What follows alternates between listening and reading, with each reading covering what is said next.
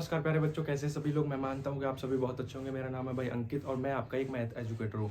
तो आज का जो हमारा वीडियो का सेशन है वो यही कहने वाला है कि how to boost our memory. अगर हम अपनी मेमोरी की बात करें तो उसको हम कैसे बूस्ट कर सकते हैं, उसको इंक्रीजमेंट कैसे ला सकते हैं। इसके कई कारण हो सकते हैं कि आपको अच्छे से नींद नहीं लेना और माइंड में कई स्ट्रेसफुल चीज़ों को रखना, जिसके कारण आपकी जो मेमोरी है वो हमेशा के लिए वीक होती जा रही है। उसको रोकने के लिए हमें क्या क्या करना चाहिए, तो मैंने कुछ की पॉइंट्स लिखे हैं, उन की पॉइंट्स पर ध्यान रखना है। अगर आपने इन की पॉइंट्स पर वर्क कर लिया तो आपकी जो मेमोरी है जो वो और भी बूस्ट होगी और एक अनोदर लेवल पर जाकर वो पहुंच जाएगी। ठीक है जी। तो सबसे पहले हम बात करते हैं स्लीपिंग की।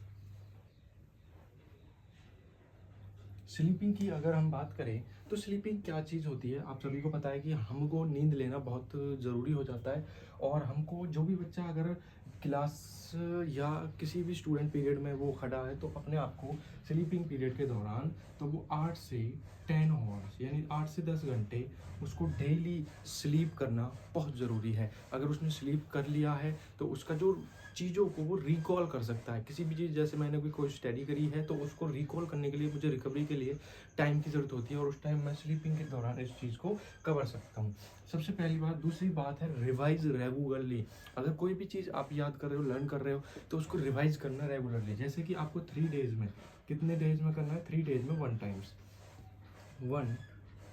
टाइम।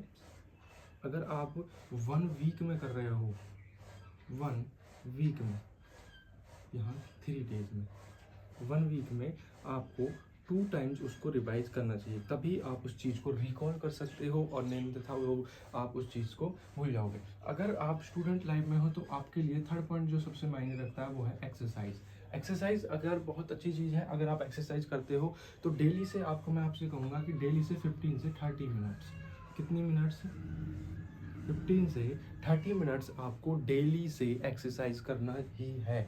ईट बैलेंस डाइट। आपको स्टूडेंट लाइफ में एक बैलेंस डाइट की बहुत ज़रूरी होती है। अगर आपको बैलेंस डाइट नहीं मिलती है तो आपके जो माइंड की जो मेमोरी है वो बहुत कमज़ोर हो जाती है।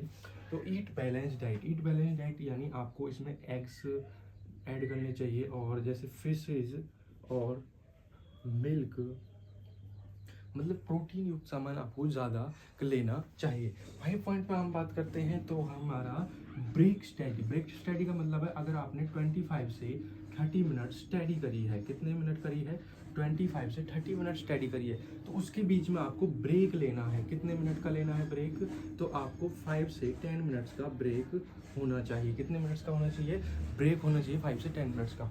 नेक्स्ट पॉइंट कहता है challenge your brain. Challenge your brain. आपको हमेशा 1 वीक में या वन डे में जब भी आपको चैलेंजिंग लगे तो ब्रेन को आप चैलेंज करो। जैसे कि मुझे 30 मिनट्स में एक चैप्टर रिवाइज करना है। 30 मिनट्स में क्या करना है, 1 चैप्टर रिवाइज।